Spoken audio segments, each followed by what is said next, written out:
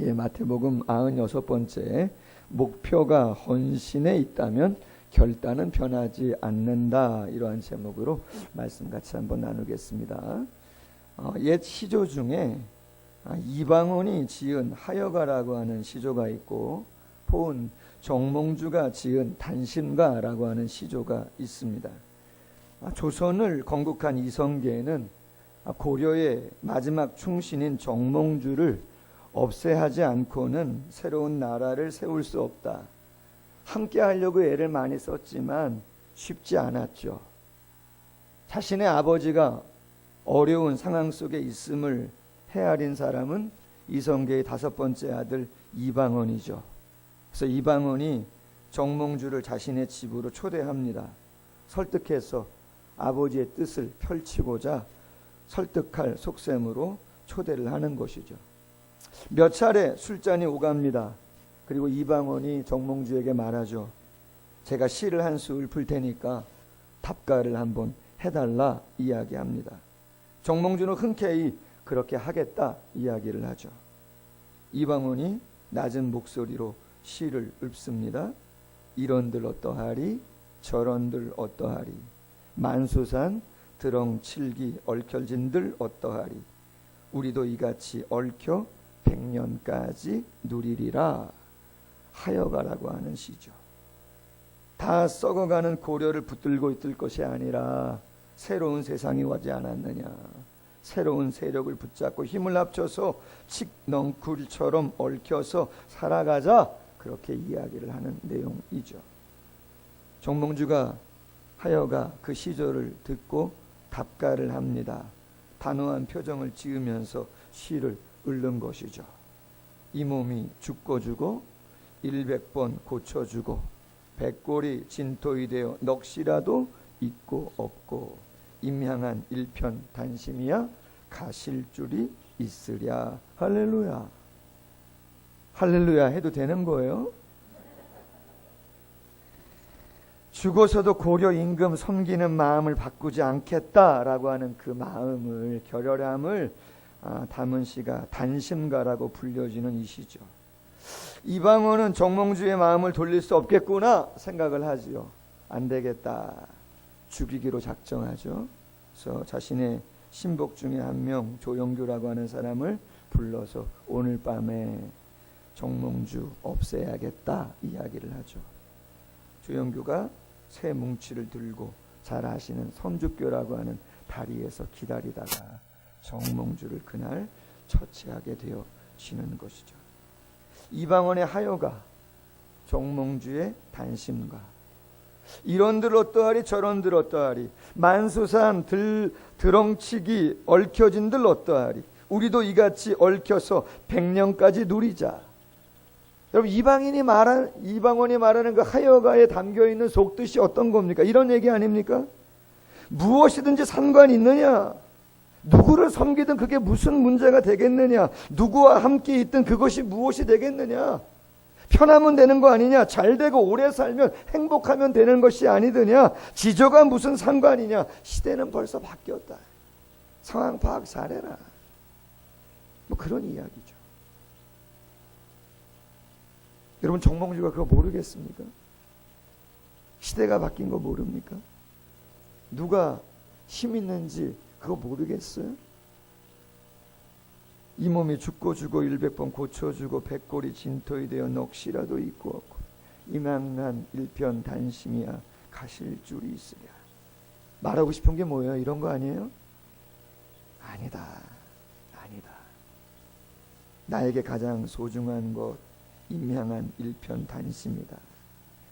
죽고 사는 것보다 더 중요한 거 있다. 지조다. 충성이다. 나는 절대 바꾸지 않을 것이다. 아멘. 오늘 본문에 가룟 유다가 나옵니다.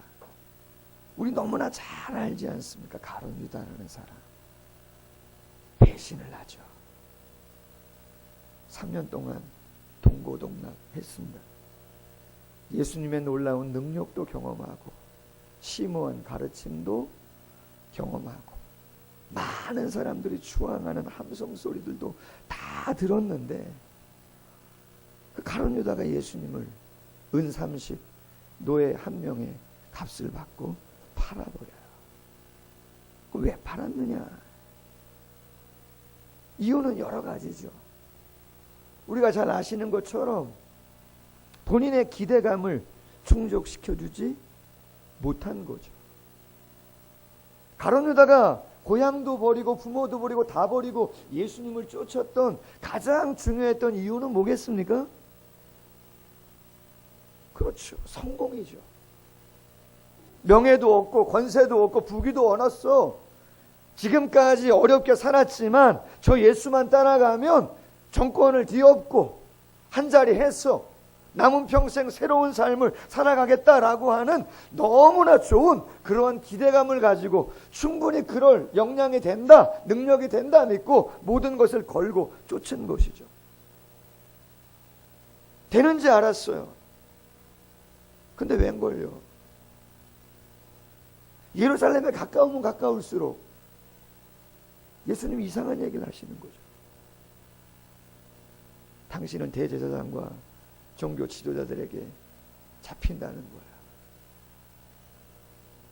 그리고 십자가에 죽는다는 거야. 이런 사람이 결전의 때가 되면 조금 흔들릴 수도 있는 거 아닙니까? 권세가 얼마나 큽니까? 로마의 군사들이 얼마나 대단합니까? 한 번 정도야 흔들릴 수 있죠. 마태복음만 4번이 나와요. 내가 예루살렘에 가면 잡혀서 죽을 수밖에 없다는 내용이 4번씩이나 기록이 된단 말이에요. 그리고 정말 예루살렘에 가까이 가니까 예수님을 대적했던 대제사장과 바리새인 장로들이 정말 예수님을 죽이려고 작정을 하고 있어요. 가룟 유다 멍청한 사람 아니잖아요. 상황 판단을 한 것이죠. 안 되겠구나. 여러분 사극을 한번 보세요. 고대에 있었던 일들을 가만히 보세요. 어떤 추앙받는 존경받는 스승이 있어요. 근데 그 스승이 반역을 꾀했어요. 그래서 그 스승이 죽게 됐어요. 그럼 그를 쫓았던 많은 사람들은 어떻게 됩니까? 제자들 가만히 놔두던가요? 아니에요. 이색이라고 하는 사람이 고려 말의 충신이잖아요. 정몽주의 스승 아닙니까? 그런데 가만히 놔두지 않죠. 어떻게 해요? 귀양 보내죠. 멀리 귀양 보내요. 다른 제자들 다 귀양 보내요. 심지어는 어떻게 합니까? 죽여버리죠. 예수님을 쫓았던 예수님의 제자들, 예수님이 죽으면 어떻게 되는 거예요? 같이 죽는 거예요. 정황 판단을 빨리 하는 똑똑했던 가룟 유다가 안 되겠다. 점을 찍죠. 어떻게요? 직접 찾아가잖아요. 직접 찾아가요. 은 30을 받아내요. 도장을 꽝 찍는 거죠. 나는 아니다 말이지. 나는 한패거리 절대 아니다. 도장을 꽉 찍어버리는 것이죠. 그리고 배신을 때리는 거죠. 그러나 저는 이러한 생각 말고 조금 다른 생각 한 번 더 해봤으면 좋겠어요. 왜 가룟 유다가 예수님을 배반했나? 오늘 설교 제목으로 한번 묵상해 봤으면 좋겠어요. 여러분 오늘 말씀을 가만히 보시면 가룟 유다가 예수님을 부르는 호칭과 다른 제자들이 예수님을 부르는 호칭이 다르다라고 하는 것을 보게 되어지고 마태복음의 저자인 마태가 그것을 의도적으로 기록하고 있다라고 하는 것을 알 수가 있습니다. 22절과 25절에 보면 예수님이 최후의 만찬 석상에서 제자들에게 이야기합니다. 야, 이것을 받아 먹으라. 너희를 위하여 주는 내 몸이다. 야, 이거 받아 마셔라. 너희를 위하여 흘리는 나의 피다 이야기하시죠. 자, 그리고 나서 안타깝게 뭐라고 말씀하시냐면 너희들 중에 누군가 나를 어떻게 할 거라는 거예요? 팔아버릴 거라는 거죠. 그랬더니 오늘 말씀 22절에 보니까 제자들이 각각, 여러분 오늘 본문 말씀 22절을 보십시오. 그들이 몹시 근심하여 각각 여짜오되, 한 명 한 명 다 예수님께 물어봤어요. 예수님에 대해서 어떤 호칭을 쓰면서 주여, 주님, 주님, 내니까 내가 당신을 팔 사람입니까? 내가 당신을 팔 사람입니까? 주님이라고 고백하면서 물어봐요. 그런데 마태가 복음서를 기록하는데 가룟 유다가 예수님께 물어볼 때는 예수님을 어떻게 부릅니까? 25절에 라비요, 선생님, 선생님. 여러분, 사람은요 어떠한 결단을 했다 할지라도 좀 흔들릴 때가 있습니다. 아멘? 그럼요. 몬주익의 영웅 마라토너 누굽니까? 황용조 아시죠?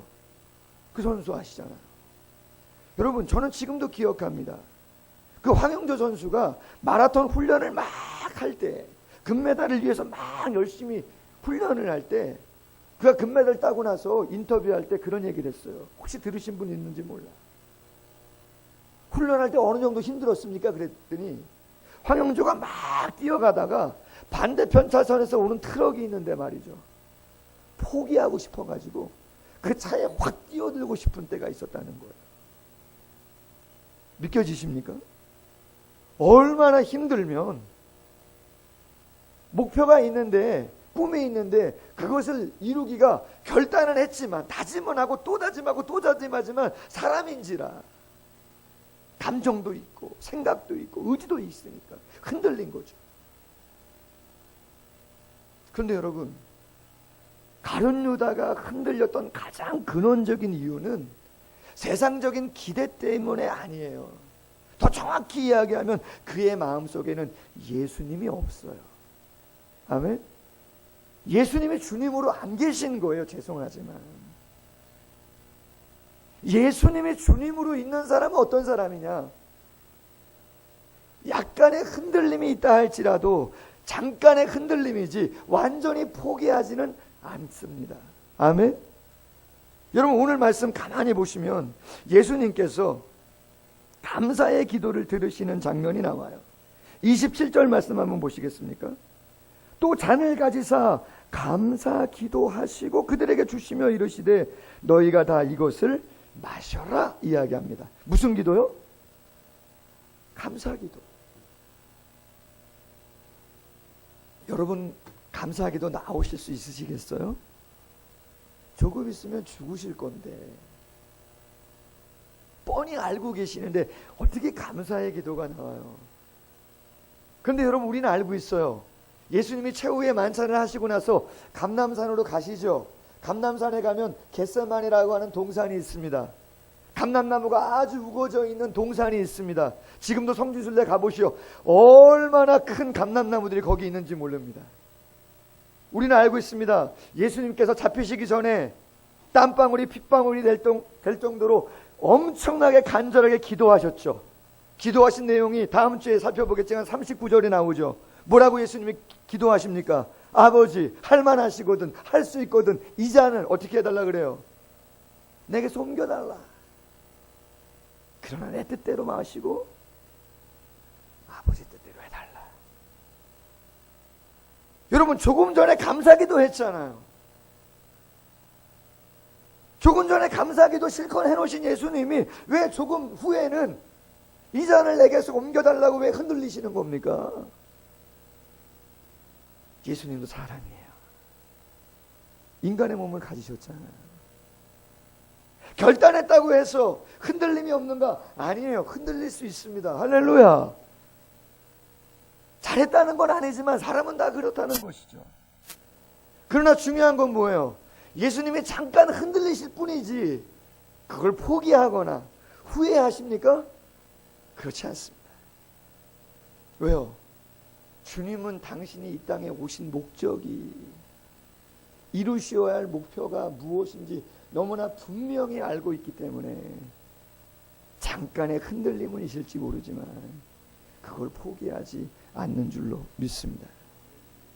마가복음 10장 45절, 인자에 온 것은 섬김을 받으려 함이 아니라 도리어 섬기려 하고 자기 목숨을 많은 사람의 대속물로 주려 함이니라. 할렐루야. 헌신이죠.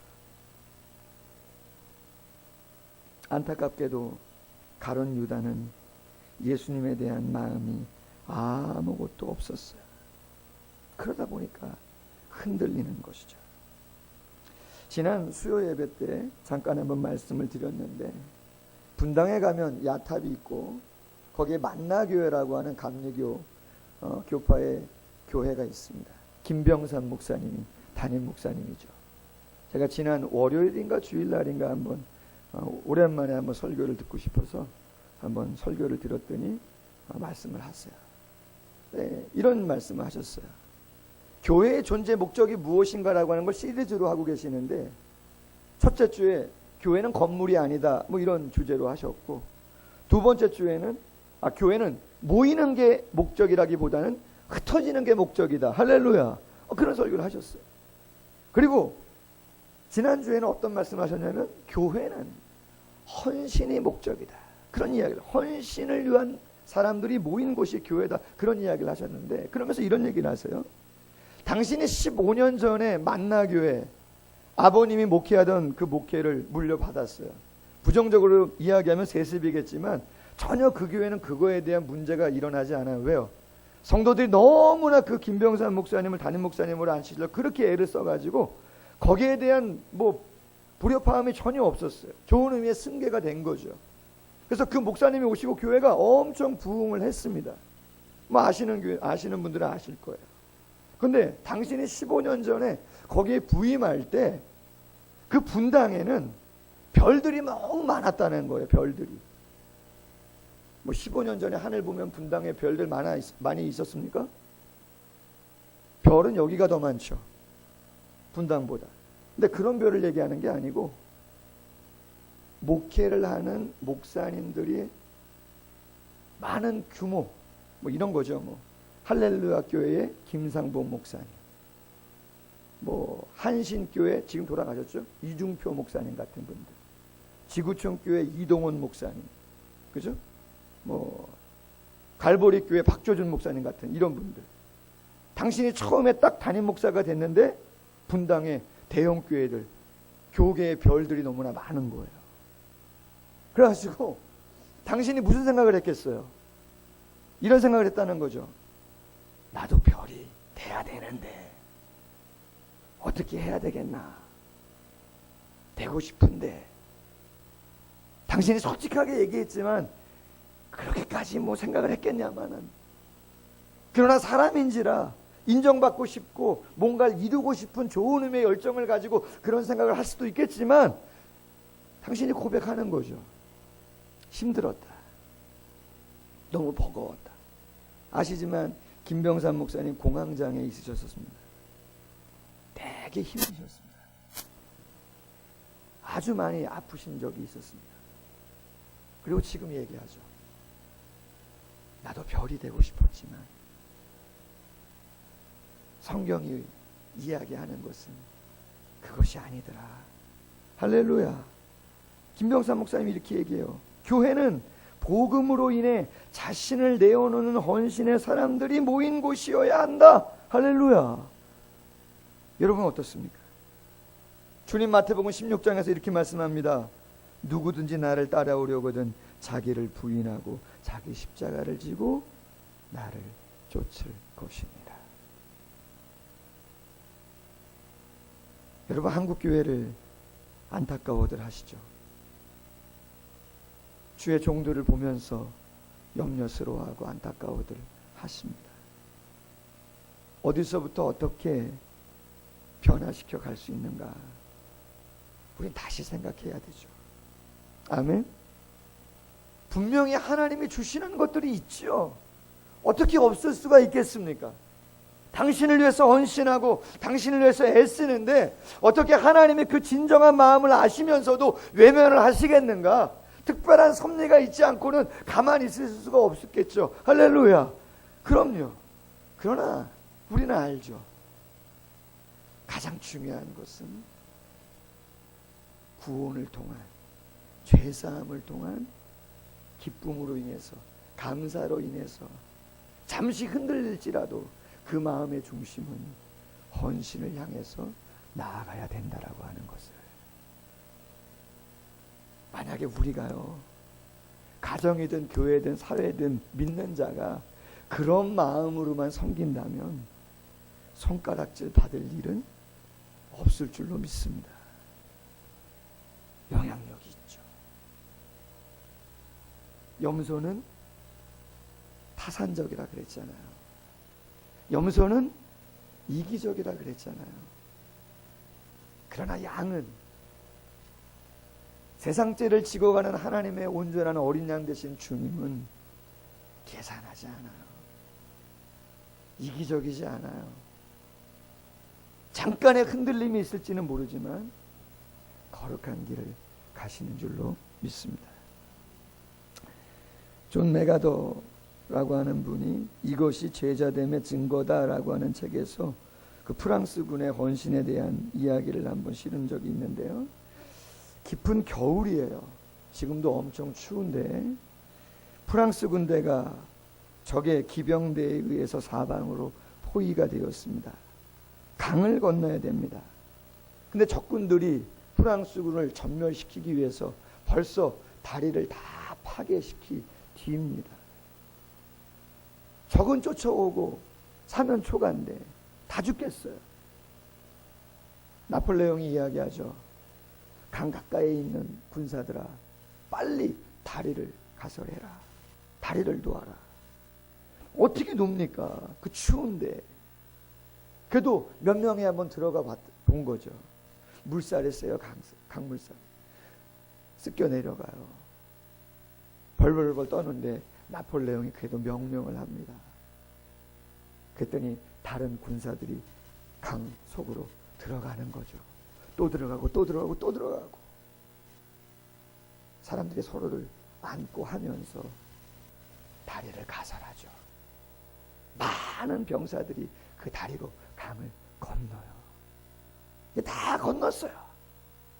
나폴레옹이 다시 명령합니다. 강에 있는 병사들아, 빨리 이제 올라와라. 이제 나아가면 되겠다 말이지. 근데 강에 들어가 있던 병사들이 꿈쩍도 안 합니다. 움직이지도 않아요. 명령은 떨어졌는데 왜 안 움직이는 거예요? 그렇죠.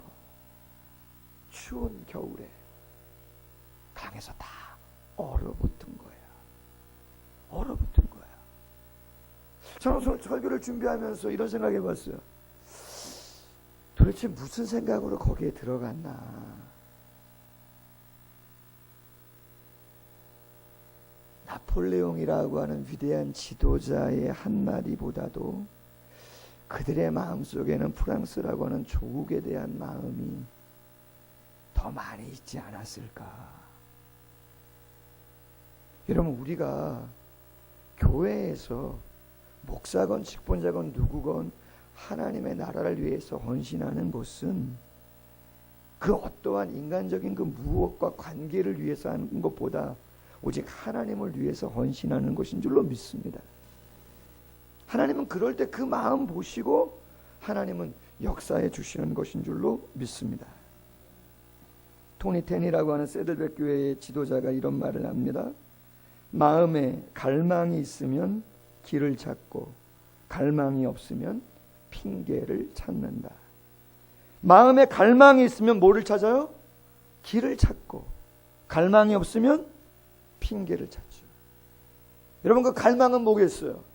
저는 이렇게 생각해 봅니다. 믿음이요, 헌신이요, 하나님에 대한 사랑이요, 간절함 아니겠는가? 그 하나님에 대한 간절함과 마음이 있으면 길을 찾는 것이죠. 내가 있는 상황 속에서, 내가 알고 있는 사람들 중에서 내가 할 수 있는 능력 가지고 어떻게 하나님의 일을 할 수 있을 것인가, 길을 찾는 것이죠. 그러나 하나님에 대한 사모함이나 갈망이 없는 사람, 죄송하지만 핑계를 찾는 것이죠. 하나님은 누구를 사용하겠나? 아무리 작아도 갈망이 있는 자를 하나님은 사용하여 주시는 줄로 믿습니다. 오늘 24절 예수님이 중요한 말씀을 하시죠. 인자는 자기에 대하여 기록된 대로 가거니와 인자를 파는 자 그 사람에게는 화가 있다. 그 사람은 차라리 태어나지 아니었더라면 제게 좋을 뻔하였다. 구약 성경에 에스더가 있습니다. 고아로 자랐죠. 삼촌이 모르드게입니다. 하나님이 귀하게 여기셔서 페르시아라고 하는 큰 제국의 왕비가 되게 했습니다. 안타깝게도 제2인자 하만이라고 하는 장군이 좀 교만한 사람인데 궁궐의 문을 지키는 모르드게가 자신에게 절을 하지 않는다고 하는 이유로 그의 족속이 하나님을 섬기는 유대인임을 알고 한날 한시에 다 죽이겠다 엄포를 놓죠. 그 이야기를 들은 모르드게가 궁궐에 있는 왕비 에스더에게 이렇게 이야기를 전합니다. 에스더 4장 14절 이하에 이때에 내가 만일 잠잠하여 말이 없으면 유다인은 다른 데로 말미암아 노인과 구원을 얻으려니와 너와 내 아버지 집은 멸망하리라. 내가 왕후의 자리를 얻은 것이 이때를 위함이 아닌지 누가 알겠느냐. 할렐루야. 예레미야 3장 2절에 우리 하나님을 이렇게 표현합니다. 이를 행하시는 여호와 그것을 지어 성취하시는 여호와. 할렐루야. 여러분, 우리 하나님은 당신의 지혜와 능력으로 당신의 일을 이루어 가시는 줄로 믿습니다. 누구를 통해서 이루어 가시나? 성경 말씀 가만히 보세요. 가룟 유다 아닙니다. 예수님에 대한 믿음이 없는 사람 죄송하지만 아닙니다. 아무리 똑똑하거나 돈깨를 맞거나 헌신된 자처럼 보인다 할지라도 죄송하지만 아닙니다.